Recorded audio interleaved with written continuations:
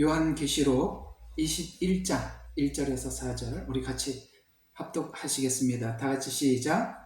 또 내가 새하늘과 새 땅을 보니 처음 하늘과 처음 땅은 사라지고 바다도 더 이상 있지 아니하더라. 나 요한은 거룩한 도성 새 예루살렘이 하나님으로부터 하늘에서 내려오는 것을 보았는데 마치 신부가 자기 남편을 위하여 단장한 것 같이 예비되었더라. 또 내가 들으니 하늘에서 큰 음성이 나서 말하기를 보라, 하나님의 성막이 사람들과 함께 있어 그분께서 그들과 함께 거하시리니 그들은 그분의 백성이 되고 하나님께서는 친히 그들과 함께 계셔서 그들의 하나님이 되시리라. 하나님께서 그들의 눈에서 모든 눈물을 닦아내시며 다시는 사망이나 슬픔이나 울부짖음이 없고 고통 또한 없으리니 이는 이전 것들은 다 사라져 버렸음이라고 하더라. 아멘. 이제 5절은 이제 보좌에 앉으신 분이 나는 만물을 새롭게 하노라 라고 했어요. 이 새롭게가 뭐니까 새하늘과 새 땅, 새롭게 내려오는 새하늘과 새 땅. 그래서 여기 새롭게 하노라 이렇게 연결이 되어 있습니다. 영화를 보면 이제 어떤 동기를 유발하고 과정을 쫙 이렇게 하죠. 특별히 사람들의 마음을 사로잡는 영화는 끝이 어떻게 될까? 이게 사람들을 조바심을 내게 만드는 사람이 훌륭한 작가겠죠. 답이 뻔하면 사람들이 싱겁다 영화가 그렇게 생각을 하지만 실력 있는 작가들은 보는 청중으로 하여금 다음은 어떻게 진행이 될까? 라는 자꾸 이렇게 기대감을 계속 몰고 가서 여러분 영화도 그렇지만 사극 같은 것도 딱 결론을 안 내고 꼭 내일 볼 수밖에 없도록 딱 거기까지만 하고 끝나지 않습니까?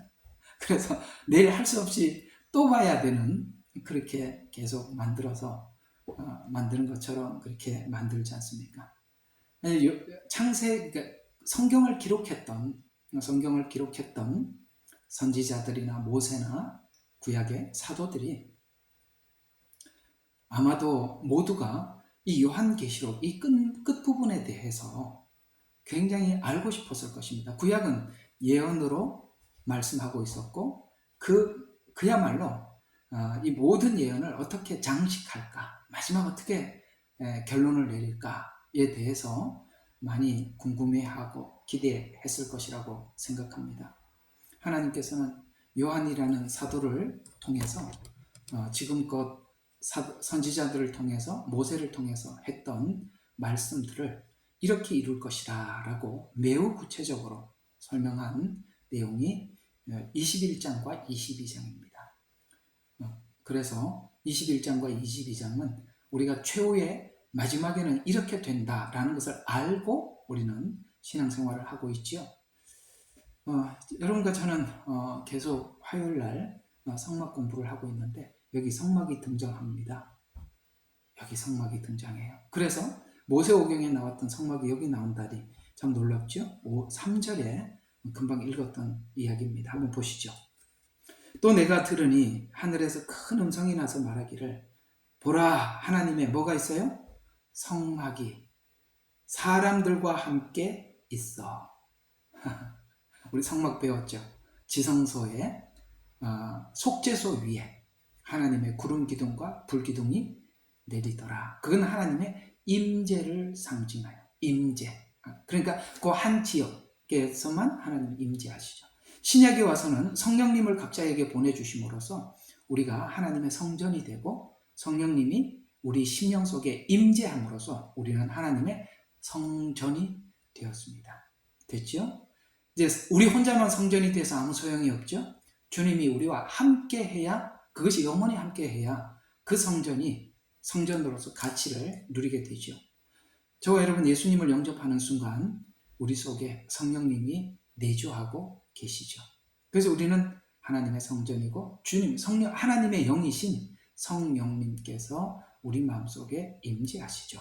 그러나 그 임재가 영원히 함께하는 그 이야기를 3절에 성막이 사람들과 뭐라고요? 함께. 여러분, 성경의 결론이 뭐냐면은 두 단어로 끝이 나요. 함께 계셔서, 함께 있어. 그 다음에 거하시리니, 이 두 가지입니다. 거한다, 함께 한다. 그래서 구약에는 한 점을 통해서, 성막이라는 한 점을 통해서 계속 우리와 함께함을 보여주셨어요. 그러나 모두에게는 아니었어요. 한 점. 구름 기둥과 불 기둥, 성전이라는 것을 통해서 쭉 이어오다가 이제 예수님 십자가 이후에 영접한 모든 사람들에게 성령이 들어감으로써 우리가 하나님의 전이 되었는데, 이것이 여기서 이제는 하나님과 함께 영원히 거하는 것으로 성경은 끝이 납니다. 결혼을 하면 어떻게 됩니까? 죽어도 살아도 같이 살아야죠. 우리 예수님은 신랑이시고 우리는 신부가 되어서 영원히 함께하는 것입니다. 바로 이렇게 성경은 해피엔딩으로 끝이 난다는 것을 여러분들 보시면 되겠습니다. 자, 오늘은 이제 천년 왕국에 대해서 여러분들과 함께 하겠습니다. 이전에 제가 토요 성경 공부할 때 아마 이 천년 왕국에 대해서 좀 공부를 해드렸지만, 오늘 이 본문을 지나가는 이상 여기에서 최종 정리를 설명하게 하고 지나가도록 하죠.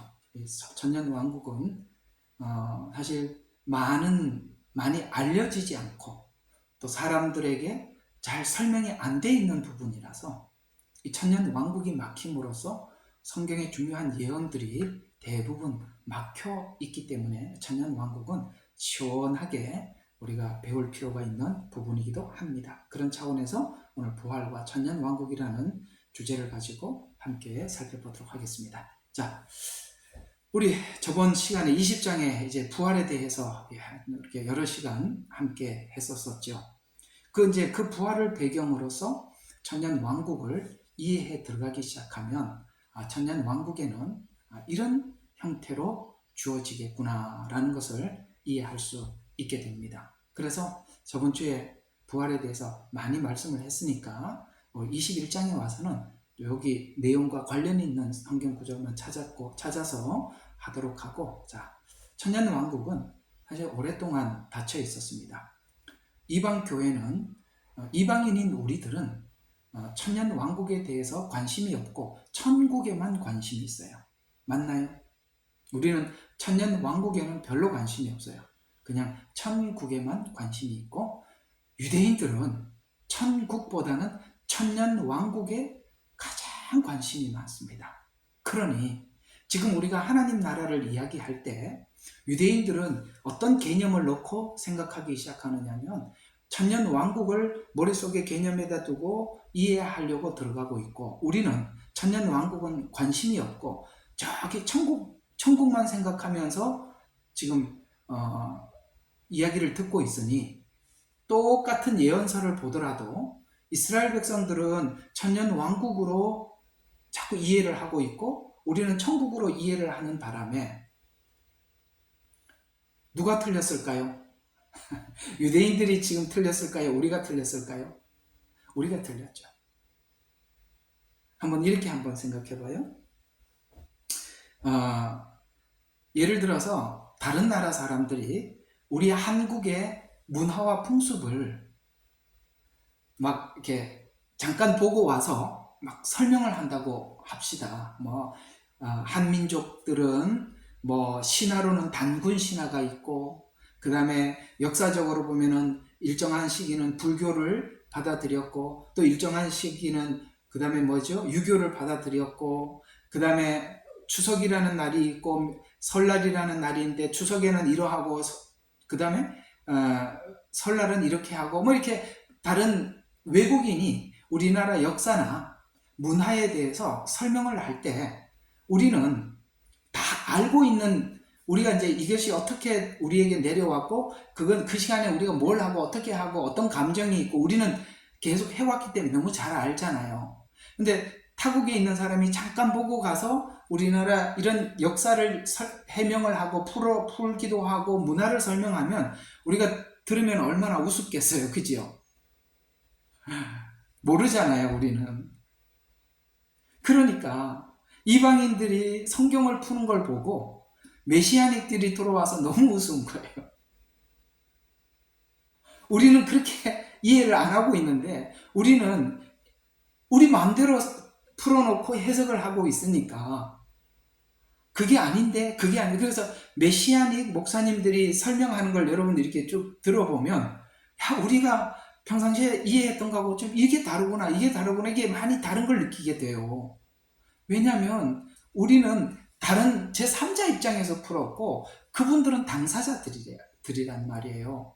그래서 그들이 이해하고 있는 문화와 그 다음에 배경 이런 것을 설명해 줌으로써 와 하고 우리 예를 들어서 저기 그 낙타가 그러니까 부자가 천국 들어가기가 낙타가 바늘기에 들어가는 거다. 이게 아무리 우리가 상식적으로 생각해도 예수님이 이게 말도 안 되는 예를 들어서 우리에게 말할 이유가 없잖아요. 낙타와 바늘기가 무엇으로도 해결할 수 없는 이야기 아닙니까? 그러나 그 예루살렘 성의 모든 문들을 밤에는 다 클로징하고 바늘기 문만 열어놨다. 이렇게 하고 나니까 이게 바늘이 아니라 바늘기 문이었었네. 그 문이라는 말만 하나만 적어놨어도 우리가 금방 그 한번 추적해서 그 배경을 통해서 이해했을 텐데 이해가 가죠.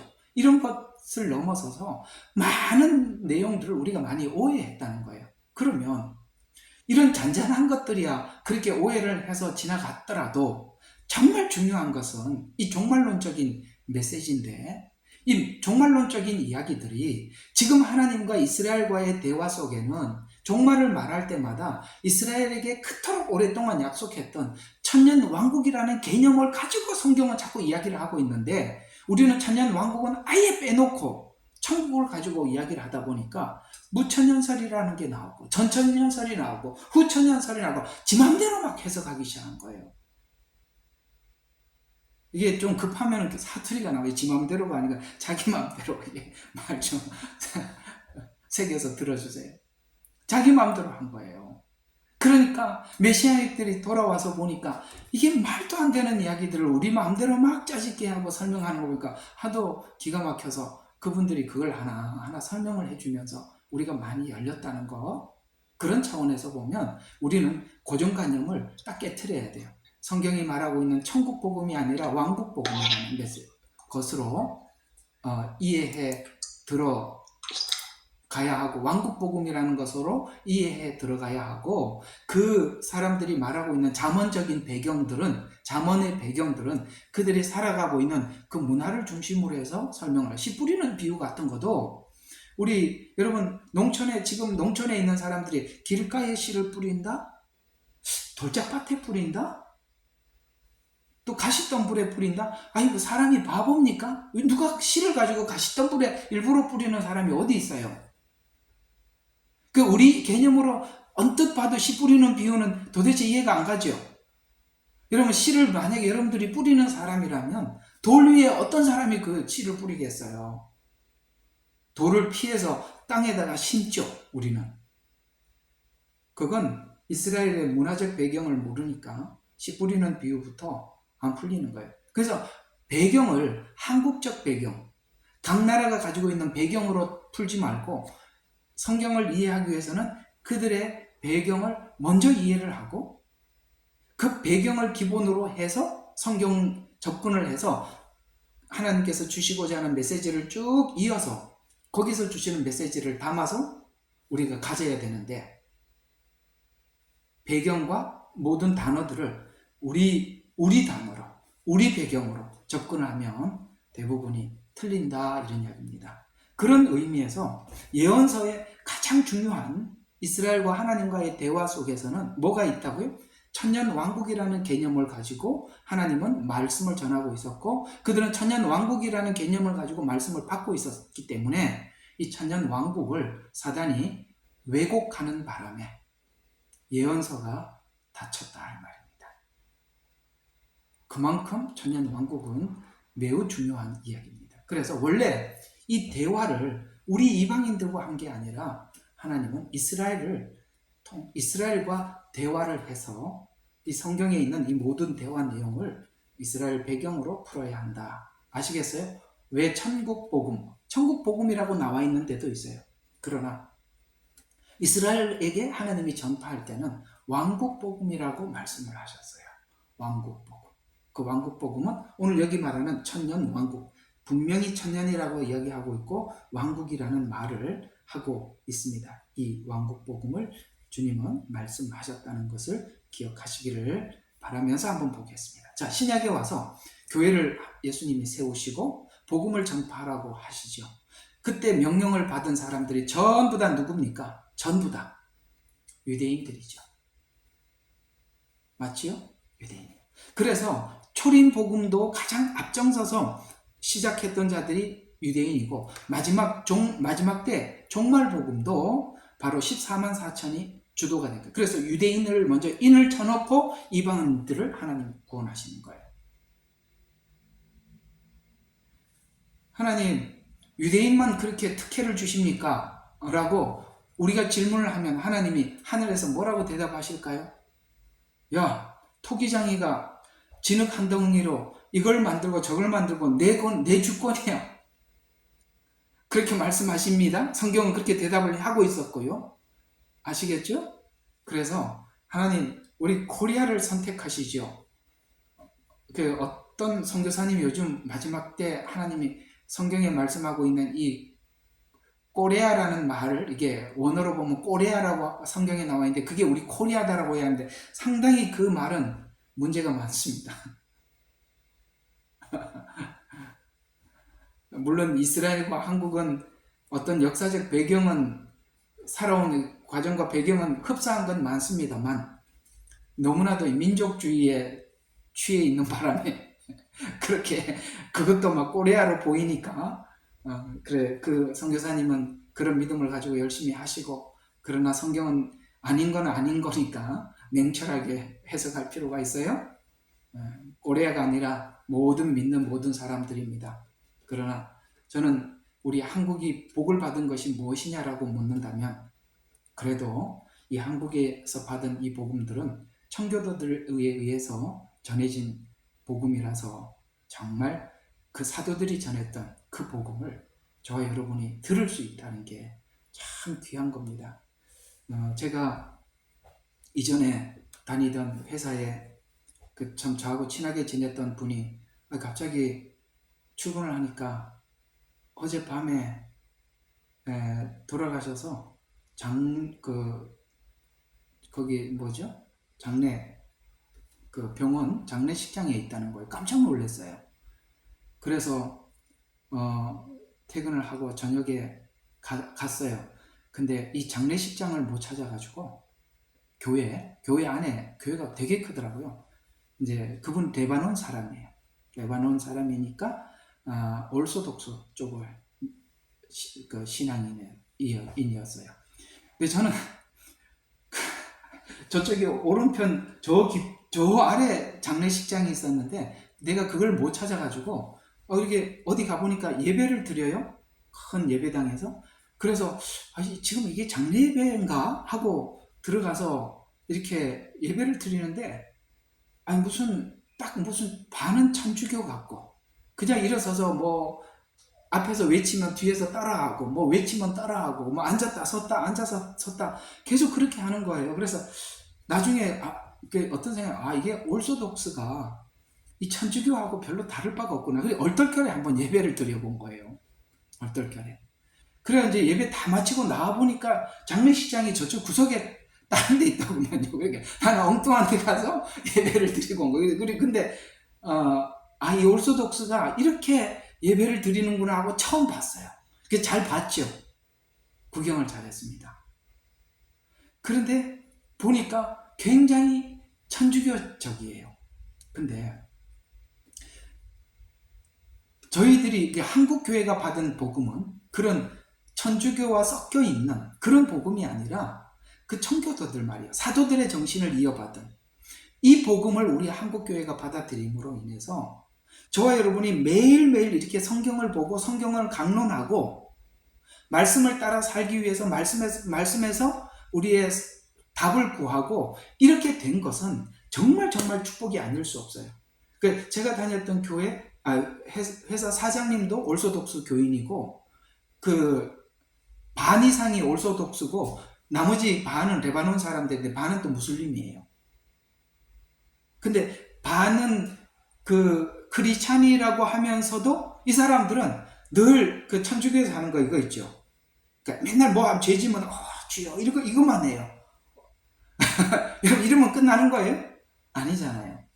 그러니까 그들의 어떤 신앙의 형태가 매우 형식적이고 종교적이. 그 삶에서 보면은 크리스찬이라는 냄새가 1도 안 나는. 그러니까 그걸 보고 참 이게 정말 이건 아니구나 라고 생각을 하면서 우리 한국 교회가 받은 이 복음이 얼마나 귀한지, 그들이 복음을 가지고 있고 크리스찬이라고 말을 하지만 우리가 살아가는 삶에서 전혀 크리스찬이라는 어떤 구별됨이 보이질 않아요. 거기 있는 무슬림들이나 이 사람들이나 다를 바가 하나도 없더라는 거예요. 그래서 이게 우리가 말씀을 가까이 하고 또 말씀에서 하나님 앞에 답을 구하고 살아가는 것이 이들과 이렇게 엄청난 차이가 있구나 라는 것을 이렇게 보게 되었습니다. 여러분과 제가 받은 복음은 참 귀한 복음을 우리가 받았음에 대해서 좀 여러분들이 권하고 싶은 것은 자부심을 가지시라, 이렇게 말씀을 드리고 싶습니다. 자부심을 가져주세요. 저도 제가 전하는 복음에 자부심이 있습니다.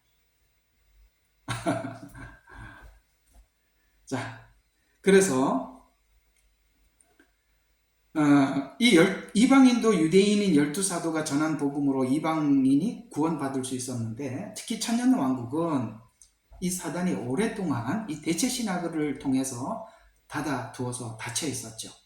그러나 이제는 대체신학의 문제를 이제는 발견하게 되었고, 대화자가 하나님과 이스라엘의 대화로, 이제는 교회를 빼고 이스라엘과의 대화로 바꾸어서 들을 때 드디어 뭐가 보이기 시작하느냐면 이스라엘이 듣고 있던 천년왕국을 우리도 듣게 된다 이 말이에요. 만약에 대체신학이 들어가 버리면 이스라엘과 했던 천년왕국에 대한 개념이 없어질 수밖에 없어요. 그런데 이 대화를 하나님과 이스라엘 대화 속으로 들어가 보니까 천년왕국이 보이더라는 거예요. 살아나더라는 거예요. 이게 살아나면 예언서가 굉장히 애매하고 정말 결정적인 부분에서 닫혀있던 것이 열리기 시작하는 거예요. 그래서 천년왕국의 중요한 약속들이 들어오게 되고 이해되기 시작합니다. 이 문제만 해결되더라도 최소한 예언서의 그 중요한 난해한 부분들은 해결되게 될 것입니다. 그러면 이 대체신학이 천년왕국을 어떻게 닫아두었는지 이 4가지 형태로 이렇게 닫아놨어요. 이렇게 닫아버렸다는 거예요. 자, 첫 번째로는 천년왕국은 영적으로 해석해야 된다라고 대체신학은 주제. 왜냐하면 안 풀리니까. 여러분 성경에서 안 풀리면 다 어디로 갑니까? 영적 해석. 이단들은 결정적으로 이거 뭐냐라고 물어보면은 그는 영적인 의미가 이렇습니다. 영적 이렇게 가버린단 말이에요. 곤란하죠? 애매하면 영적입니다. 요한계시록에도 애매하면 영적이에요. 14만 4천이 그 애매한 영적, 유대인을 빼고 해석을 하려고 그러니까 지파 이름은 나와 있는데 14만 4천의 지파 이름은 나와 있는데 요 지파는 분명히 이스라엘인데, 그죠? 교회라고 하니까 여러분, 교회가 만약에 지파라고 하면 주생명 선교교회는 어느 지파예요? 어느 지파가 되는 거죠? 그럼 14만 4천 중에 우리가 무슨 지파에 들어가야 되나? 기가 막히는 거죠. 그렇게 질문하면 아무도 대답을 못하죠. 그 지파는 분명히 유대인입니다. 유대인 중에 인친자라고 딱 지명을 했는데도 유대인이 교회라고 얘기를 해버리면 정말 곤란하죠. 그래서 영적 해석을 하다 보니까 이 천년왕국이 닫혀버리니까 영적으로 풀어서 천년왕국은 우리 내면의 변화의 시작의 시기다라고. 여러분, 천년왕국이 우리 속에서 시작됩니까? 여기서 뭐라고 했어요? 한번 1절 봐요. 21장 1절. 또 내가 새 하늘과 새 땅을 보니 처음 하늘과 처음 땅은 사라지고 바다도 있지 않으라. 나 요한은 거룩한 도성 새 예루살렘이 어디에서? 하나님께로부터 하늘에서 내려오는 것을 봤대요. 예수님이 공중에 계시다가 지상으로 내려온 게 보이더라는 거예요. 여러분, 이 영적으로 해석을 하면서 이걸 못 푸니까 이렇게 해석해요. 내면의 변화의 시기다. 그렇나요? 여러분, 예수님, 성령님이 들어오면 여러분 속에 천년 왕국이 시작되는 겁니까? 아니지 않습니까? 되게 회개하지 않아요? 이게 다쳐서 그러는 거예요. 사단이 이 천년 왕국을 달아놓는 바람에. 그래서 마음껏 해석했어요. 그래서 또 이렇게 해석하면 사람들한테 안 먹히니까 어떻게 해석하기 시작했냐면은 무천년주의, 그 다음에 무천년주의가 뭐예요? 천년 왕국이 없을 무 써서 천년이라는 숫자가 실제 숫자가 아니라 상징적인 숫자니까 천년이 만년이 될 수도 있고 5천년이 될 수도 있고 우리 숫자로. 그래서 무천년을 주장하고 나온 것입니다. 무천년주의는 정말 사단이 만든 악한 학설입니다. 애석하게도 저도 이렇게 총신 출신입니다만 총신은 이 무천년주의죠. 그러니 이렇게 복음이 타락할 수밖에 없고 이렇게 문제가 생길 수밖에 없는 것입니다. 또 이 대체신학으로 인해서 천년왕국을 두 번째로 이렇게 해석했어요. 물리적인 천년이 아니라 실제적인 그 천년이라는 천년이 아니라 상징적, 아까는 영적으로 이야기를 또 안 풀리니까 상징이래. 그래서 상징적 천년으로 해석을 해서 그러면 물리적 천년이 아니라 상징적 천년이라는 것이 뭐냐라고 물으면 이렇게 정치, 경제, 사회가 평등과 평화와 정의의 시기라는 거예요. 물론 예수님이 다스리는 천년이라는 그 시간은 정치, 경제, 사회 모든 것이 평화와 평등의 시기가 맞습니다만 이것은 예수님이 이 땅에 천년이라는 시간 동안 재림하셔서 하는 것이 아니라 이들이 이야기하는 것은 지상천국을 말하는 것입니다.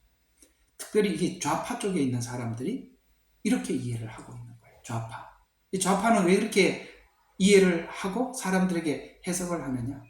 그들이 생각하고 있는 천년왕국과 천국은 하늘에서 내려온 것이 아니라 쟁취해서 만들어내는 거라고 주장을 합니다. 쟁취해서. 그래서 그렇게 데모하고 사회운동을 하고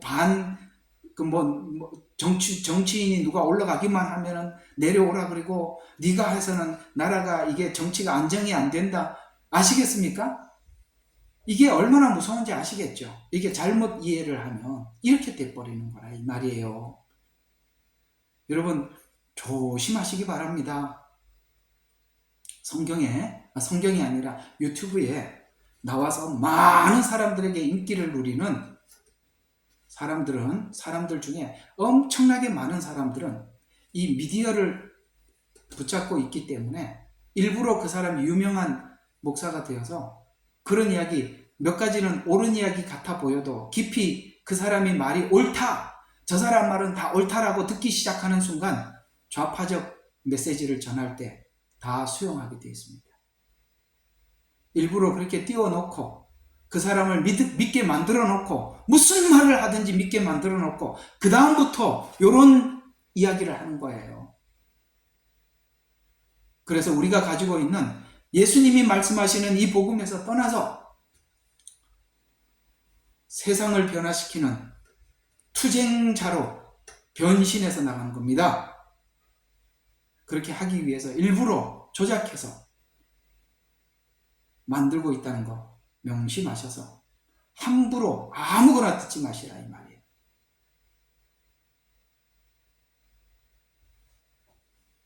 자, 세 번째로는 천년왕국은 어떤 곳이냐라고 또 이들은 이렇게 주장을 합니다. 종교가 정치, 사회, 경제는 문화가 다르고 인종이 달라서 안 되더라. 종교가 통합되면 예를 들어서 여러분 아무리 멀리 있어도 우리가 예수님을 정상으로 믿는 사람은 패턴이 다 같죠. 삶의 패턴이 같고 생각이 같고 다 그렇죠. 그러니까 종교적으로만 통합이 된다면 모든 것은 하나가 통일이 된다. 그게 천년왕국이다. 또 이렇게 주장을 해서 여러분 종교 통합에 가장 앞장서는 사람을 만들어 놓는 겁니다. 그렇게 무서운 겁니다. 그 다음에 자연과 조화로운 공존의 시기다. 이렇게 자연과 인간이, 왜냐하면 독사굴에 손을 넣어도 어린이가 손을 넣어도 물지 않고, 그죠?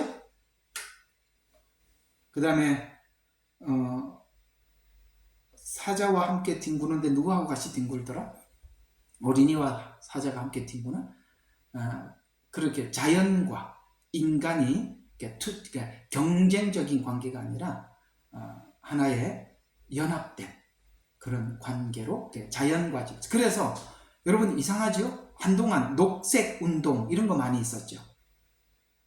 아십니까? 녹색 운동. 옛날에는 빨간색 운동 하다가 빨간색 운동이 녹색 운동으로 바뀌었죠.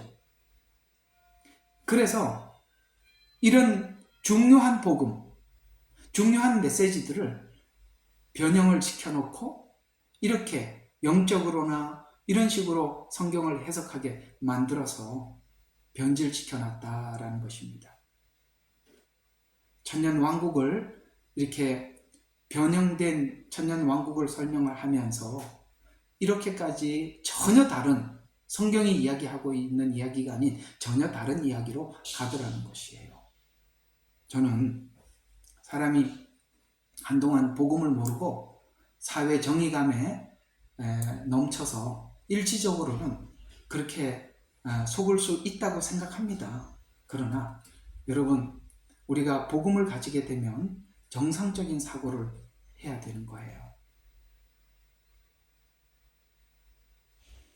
사실 저는 이게 설교하면서 이 좌편향이니 우편향이니 이런 이야기는 정말 지금까지 안 해왔고, 하고 싶은 이야기도 하고 싶지도 않지만, 우리가 정상적인 복음 안에서 세상을 이해하기 시작할 때 우리는 절대 좌편향적인 생각은 할 수는 없어요. 그들이 이야기하고 있는 것은 지금 말씀드린 이렇게 성경을 해석하면 그냥 좌편향적인 사상에 물드는 겁니다. 우리가 믿는 그 복음은 이 땅을 바꾸어서 천년왕국을 만드는 복음이 아니라 뭐라고요? 새하늘과 새 땅이 하늘에서 내려오는 복음이에요. 주님이 이 땅에 재림하는 복음이라 이 말이에요. 그들은 주님이 재림이 아니라 우리가 만드는 세상, 이렇게 되어서 우리가 이해하고 있는 것과 전혀 다른 이해를 하고 있다는 것입니다. 자, 어때요? 이거 좀 잘 기억해 주시면 좋겠어요?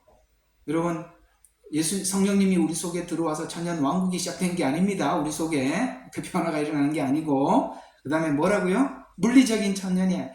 그런 정치, 경제, 사회가 평등한, 그걸 우리가 만드는 게 아니고 주님이 와서 통치해야만이 온전해지는 겁니다. 인간은 통치가 아무리 훌륭해도 하나님은 한계가 있다고 분명히 말씀하고 있어요. 의인은 없어요. 하나도 없고 참된 목자도 하나도 없는 겁니다. 예수님만이 참 목자가 되고 예수님만이 온전한 통치자가 되는 것입니다. 주님이 오셔야 공의의 나라가 세워지는 거예요. 종교적 통합, 그렇게 되면 천년왕국이다. 아이고, 이건 누가 기발한 생각을 꺼내놨는지 하도 기가 막힌 이야기죠. 그 다음에 자연, 그래서 녹색운동, 그런 거 아닙니다. 제가 어떤 목사님 메시지가 너무 괜찮아서 옛날에 정말 참 귀하신 분이구나 하고 한참 듣다가 나중에 알고 보니까 이게 완전히 좌파 중에 좌파라는 걸 깜짝 놀랐어요. 메시지가 되게 좋아 보이는데 이상하게 거기는 또 그렇게 많이 가서 들어. 그러지 마세요. 아셨죠? 우리 예레미야 눈물이나 좋아요, 구독 많이 올려서 딴 사람도 좀 많이 보게 하고, 꼭 난 좋아요, 구독하라는 얘기 처음 하네. 내가 보니까 그걸 많이 해야 사람들한테 많이 알려진대요. 그냥 보고만 가지 말고 좋아요 하나씩 눌러줘서 다른 사람들이 좀 많이 듣도록. 진짜 복음이 들려야죠. 진짜 복음은 일부러 이렇게 막아놓고 차단해놓고 이런 것들을 자꾸 사람들한테 알리도록 만들어서, 그렇게 우리도 같이 함께 애를 써야 되는 거예요. 아시겠죠? 자, 그래서 이스라엘 백성들이 이해하고 있는 메시아는 천년왕국 때 다스릴 세상을 통치할 메시아로 기다리는 것입니다. 이스라엘 백성이 오신 메시아를 오해한 이유가 초림 예수님은 통치자로 오신 것이 아니라 낮고 낮은 나귀를 타고 오셨기 때문에 그들이 예수님을 받아들이지 못했던 것이죠. 그러나 이스라엘 백성들이 왜 초림 때 나귀를 타고 오신 예수님을 받아들이지 못했을까? 아까 지금 이스라엘은 어떤 메시아를 기다린다고 그랬어요? 통치하는 메시아.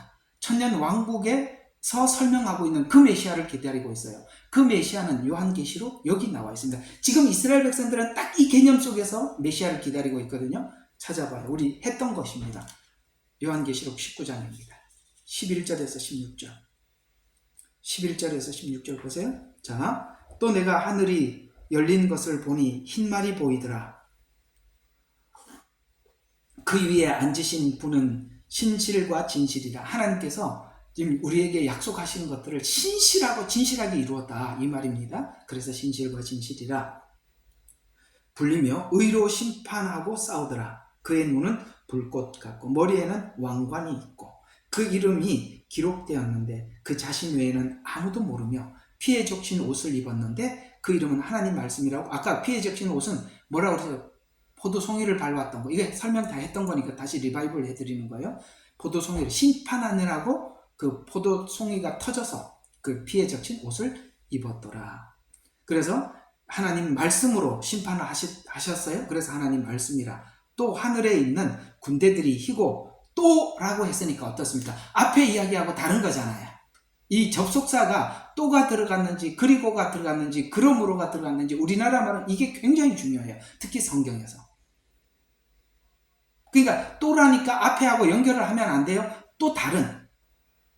그러니까 주님이 오셨는데 누구에게는 이런 주님이고 심판의 주.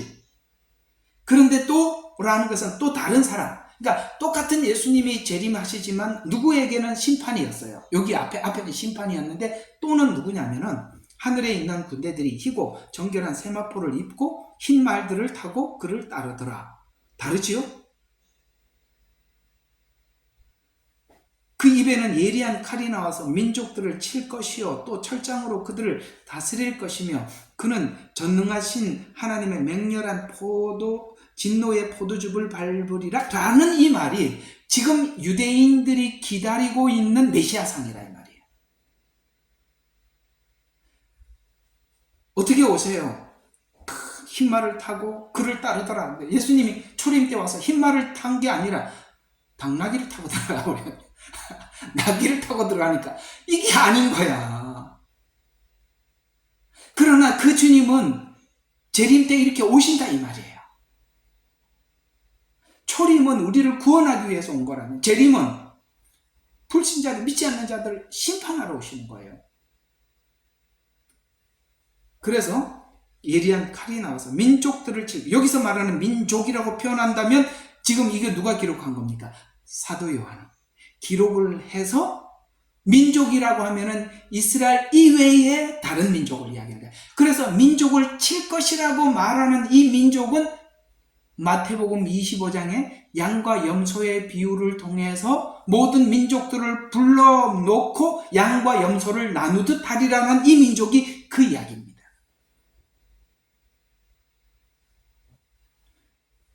그 민족들을 칠 때 하나님께서는 어떻게 치셨죠? 마태복음 25장 양과 염소의 비유를 보면 내가 옥에 갇혔을 때 돌아보았고 목마를 때 마실 것을 주었고 이렇게 표현하고 있죠. 그 여기서 말하는 내가는 누구죠? 이스라엘은 내 눈동자라.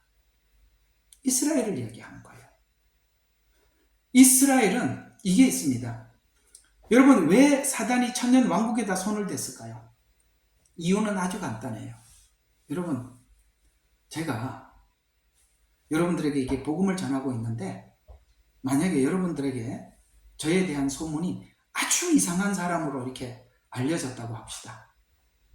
그러면 제가 이렇게 앞으로 이제 이렇게 복음을 전하면 듣는 말들에 대해서 이게 지금 믿어야 되나 안 믿어야 되나 계속 반반 의심하지 않겠어요? 저 사람 저게 어디서 안수받았는지 그것도 참 뭔가 미지수고 그죠? 참 이상한 사람이야 라는 이런 인식을 탁 심어놓으면 그 사람의 말을 받지 못하죠. 왜 사단이 집요하게 이스라엘을 공격했을까요? 그들은 말씀을 전달하는 전달자이기 때문에 그렇습니다. 그들의 정체성을 그렇게 왜곡시켜놔야. 이상하죠? 이스라엘만 미워해. 누구도 이스라엘을 좋아하지 않아. 근데 이스라엘이 사실 그 이스라엘 역사 전체를 보면 이스라엘이 다른 나라를 침공한 적이 없어요. 우리나라도 그래. 이게 흡사한 거예요. 이스라엘은 지금까지 공격을 받았지 그들이 일부러 타민족을 공격한 적이 없어요. 나쁜 짓을 많이 했으면 미움을 받으면 그래 저는 나쁜 놈이니까 그래 미워하자라는 게 있겠는데 이스라엘은 이유 없이 미운 거예요. 이유 없이 왜 미울까요? 사람들에게 이스라엘에게 미운 마음을 집어넣은 거예요.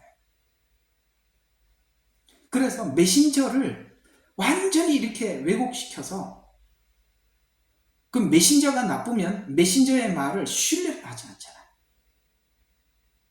그 작업이 대체신학이에요. 그 작업이 대체신학이에요. 그러니 성경에 가장 중요한 우리가 하나의 예언이 남아있는데 재림 예언이 하나 남아있어요. 다 예언은 다 완성됐어요.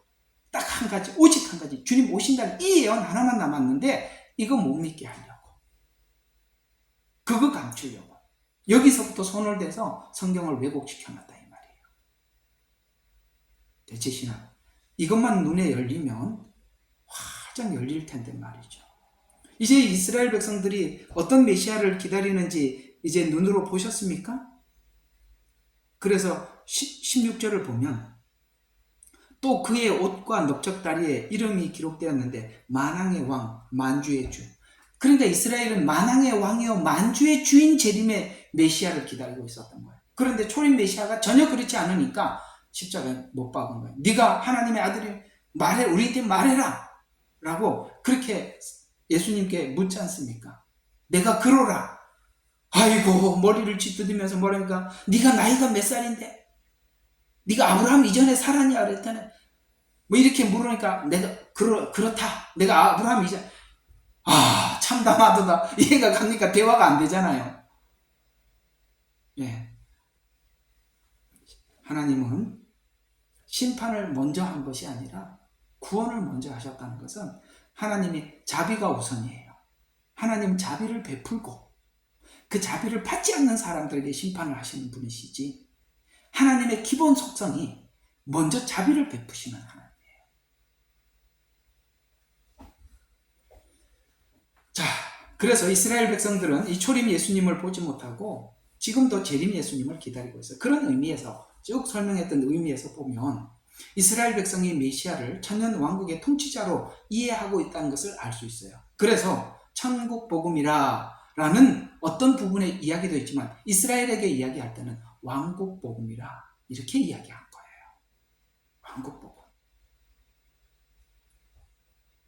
그래서 구약 성경은 많은 부분이 예언의 천년 왕국 때 통치할 메시아를 많이 소개해요. 이제 앞으로 에스겔서 제가 설교하고 있는 이 부분들을 쭉 지나가 보면 계속 천년 왕국에 대한 이야기가 수도 없이 나옵니다. 그래서 천년 왕국이 통치할 메시아로 소개하고 있어요. 천년 왕국과 연결시켜 계시록을 해석하기 시작하면 그 난해했던 내용들이 해석이 됩니다. 뿐만 아니라 구약 예언서가 천년 왕국이 시작되기 전 구약 예언이 그렇게 얘기되어 있어요. 천년 왕국이 진입하기 전에 아마겟돈 전쟁을 소개하면서 이스라엘은 그 약속을 지키는 것을 보고 이렇게 이야기하라고 합니다. 이스라엘은 그 약속을 지키는 걸 보고 하나님께서 그 아마겟돈 전쟁이 예수님 재림으로써 이스라엘이 승리하게 됩니다. 예수님이 재림하는 것으로 승리하게 돼요.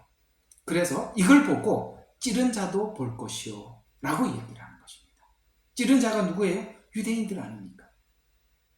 예수님을 십자가에 못 박고 찌른 자들. 그래서 이방인들은 언약대로 멸망을 보고 하나님을 알게 돼요. 그래서 특별히 이 아마겟돈 전쟁 때는 많은 사람들이 예수님을 십자가의 복음을 보게 되고 회개하게 되고 돌아오게 되고 이게 이제 절기와 제가 여러분들에게 설명을 할 때 이 아마겟돈 전쟁은 절기로 보면 뭐라 그랬죠?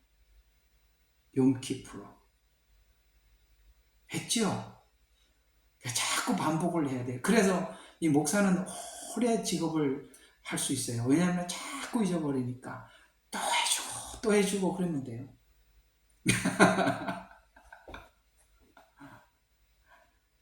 계속 들어야 돼요. 여러분 스스로 소화하기 힘드니까 계속 들으면 나중에 그냥 귀에 그냥 닳도록 들어서 그냥 안 외워도 그냥 스스로 그냥 탁 알아지게.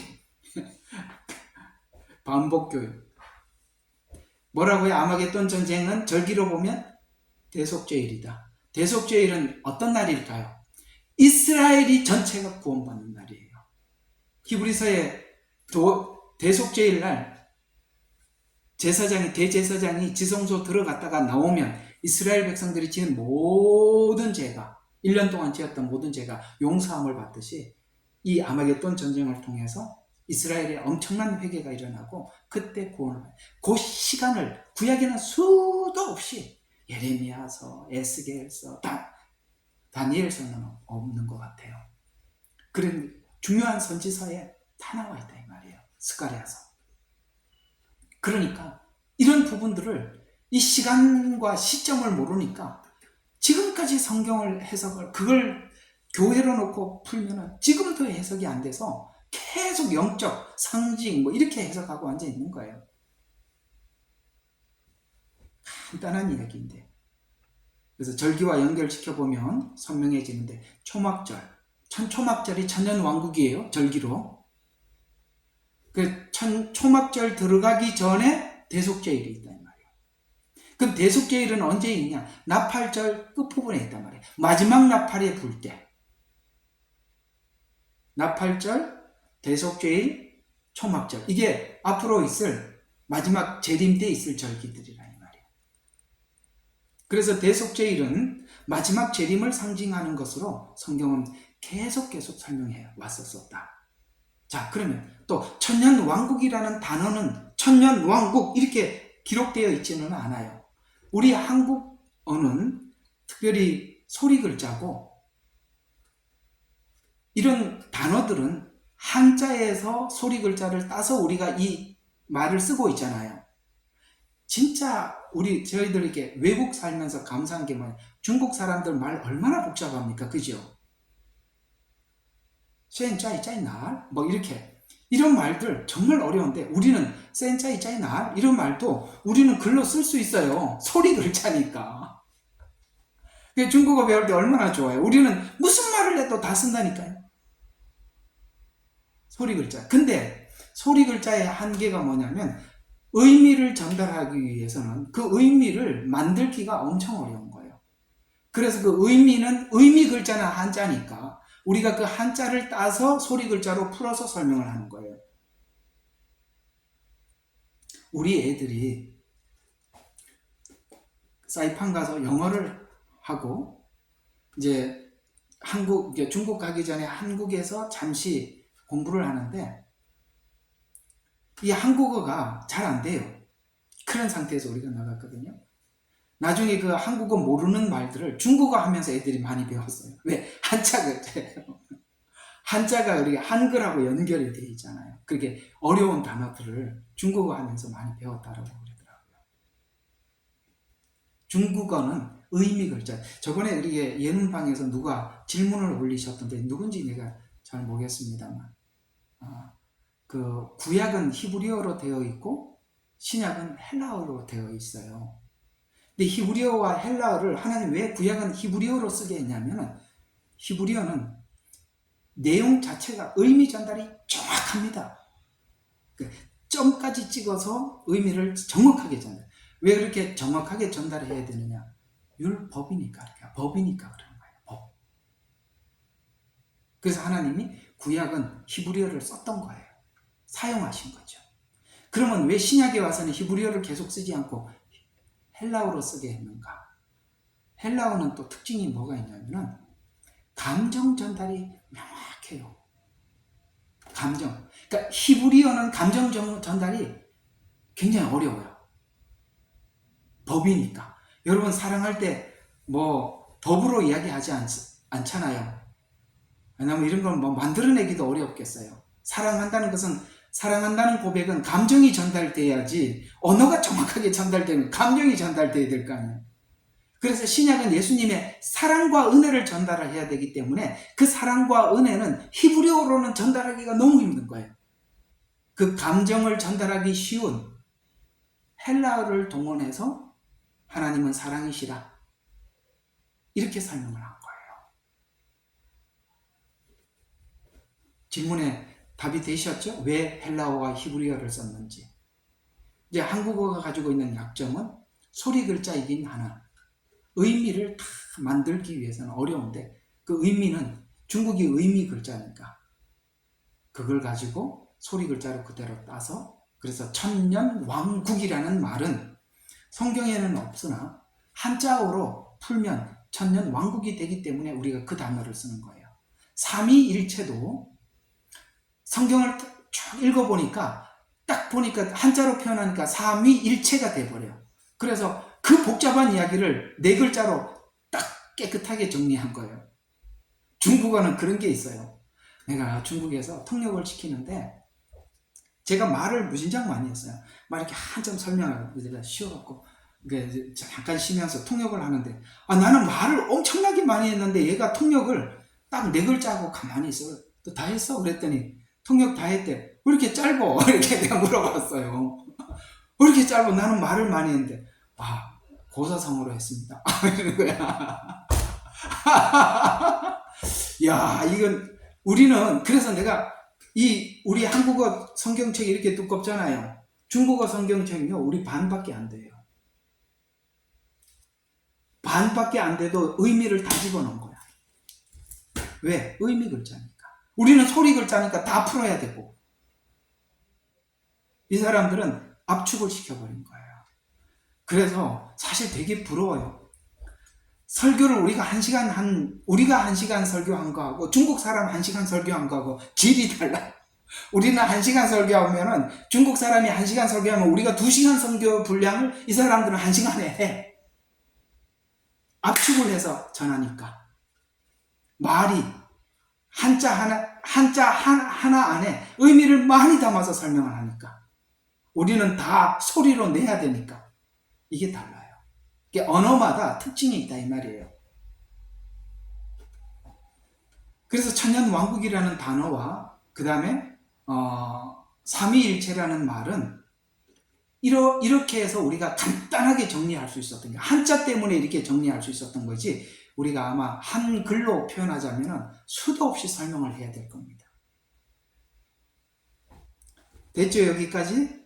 자, 그래서 이 단어가 나오게 된 배경은 오늘 여기 21장 4절과 6절에 있는 말씀 때문에 그래요. 하나님께서 그들의 눈에서 눈물을 닦아내시며 다시는 사망이나 슬픔이나 울부짖음이 없고, 이게 천년왕국이 그렇다는 거예요. 고통이 없으리니 이전 것들은 다 사라져버렸습니다. 이전 것들은 뭡니까? 죄 짓고 에덴 동산에서 추방되었던 슬픔, 울부짖음, 고통 이런 거 없어졌다 이 말이에요. 그러면서 또 보좌에 앉으신 분이 말씀하시기를, 보라 내가 만물을 새롭게 하노라, 이렇게 말씀하셨어요. 그리고 내게 말씀하시기에 이 말씀은 참되고 신실하니 기록하라 하시고, 6절에 보니까 내게 말씀하시기를 다 이루었다, 이렇게 말씀을 하시면서 하셨고, 20장 4절과 6절 여기를 본다는 게 여기 보고 앉아 있었어요. 4절과 6절.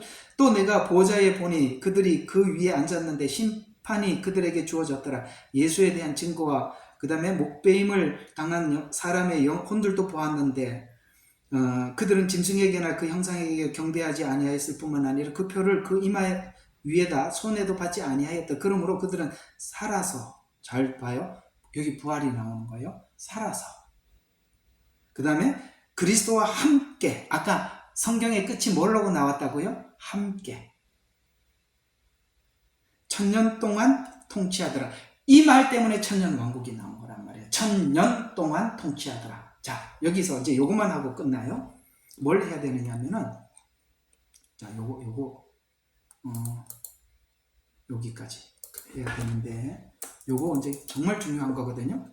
자, 천년왕국이라는 단어는 없지만 예수님께서 다스리는 기간이 분명히 오늘 보니까 1000년 동안 통치하더라라고 해서 1000년이라고 나와 있다 이 말이에요.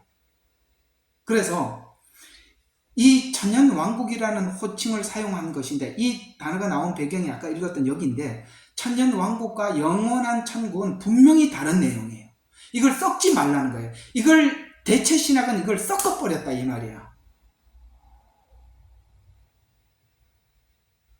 이 부분이 확연하게 다르단 말이에요. 그래서 7년이라는 이 환란기가 상징적인 숫자가 아니라는 것을 알려주기 위해서 42달이라고 분명히 말씀하셨고, 그죠?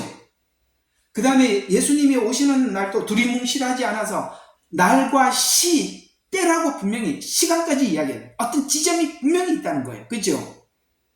하나님은 우리가 믿는 믿음을 추상적으로 믿기를 원치 않아요. 분명한 날짜를 이야기를 하고 시점이 있다고 말을 한 것처럼 7년을 이야기하다 1000년이라는 말이, 앞에는 7년이라는 환란기를 설명을 하다 여기 1000년이라는 말이 나오잖아요. 그러면 7년은 실제 시간이고 1000년은 상징적인 숫자입니까? 아니라는 얘기예요. 왜? 앞에서 7년을 분명히 숫자로 말을 했고 1000년도 숫자로 말을 하기 때문에 이것이 상징적인 숫자가 될 수 없다 이 말이에요. 오케이? 제가 오늘 주장하고 싶은 강력한 주장이 이겁니다. 그래서 1000년이라는 시간을 상징적으로 보지 말라는 거예요. 이것을 서로 구분하지 못하면 1000년을 상징적인 완전수로 보아서 1000년이라는 시간보다는 1000년을 영원이라는 시간 개념 속에 1000년을 넣고 만다 이 말이에요. 그게 바로 대체신학이 한 일이라 이 말이에요. 그러나 성경은 그렇게 말하지 않는다. 1000년은 분명히 시간이라는 1000년이라는 시간이 있고 1000년이라는 공간이 있더라. 그래서 1000년 동안 뭐 합니까? 예수님께서 예루살렘에서 통치하고 그리고 초막절을 지키기 위해서 이방인들이 예루살렘에 배우러 올라온다고 했죠. 그때 여호와를 아는 지식이 온 세상에 충만하고 물이 바다를 덮음과 같이 여호와를 아는 지식이 충만할 것이다. 아시겠어요? 예. 율법이 시온에서 나오고 주의 말씀은 예루살렘에서 나오리라라는 말도 천년왕국 때 이야기다 이 말이에요. 됐어요? 정리합니다. 오늘 사단은 지금까지 이 천년왕국의 눈을 교회가 가리게 만들므로써 정말 중요한 예언서들이 대부분이 천년왕국을 예언하고 구약에 예언하고 있었고 신약에 와서도 이 문제를 우리에게 설명을 해주고 있었는데 이 부분이 올 때마다 막히는 바람에 요걸 교묘하게 돌려서 아까 이 천년왕국을 뭘로 바꿔놨다고요? 영적 해석. 물리적이 아니라 상징적인 천년, 상징으로 영적 상징, 종교통합, 자연과의 조화, 말도 안 되는 엉뚱한 해석으로 지금까지 알려지게 하는 바람에 예언서가 닫혔다.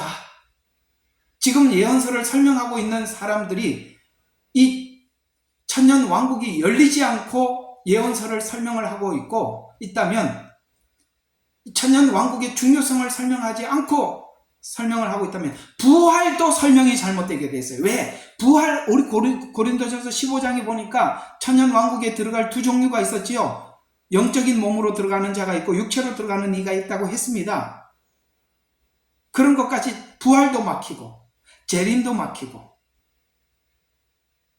아시겠어요? 그래서 이게 안 풀리니까 무조건 종말론을 설명을 할 수가 없는 거예요. 그래서 안 하는 겁니다. 모르니까. 안 보이는데 어떻게 하겠어요?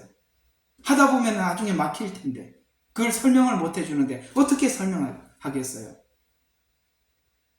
됐지요? 그래서 7년이 실제 시간과 공간이 있는 것처럼 천년도 실제 공간과 시간이 있다. 천년이 참에 어떻게 합니까? 사단을 끌어올려서 다시 예루살렘 성을 공격하게 함으로써 곡과 마곡의 전쟁으로 모든 상황 끝 이렇게 성경은 마치더라 이렇게 말씀하고 있습니다. 자, 오늘 말씀을 잘 기억하시고 여러분들이 앞으로 예언서를 이해하고 접하고 그러는데 큰 도움이 되시기를 주님의 이름으로 축원합니다. 자, 우리 오늘은 잠깐 한 5분만 좀 기도하고 마치도록 하겠습니다. 자, 짧게라도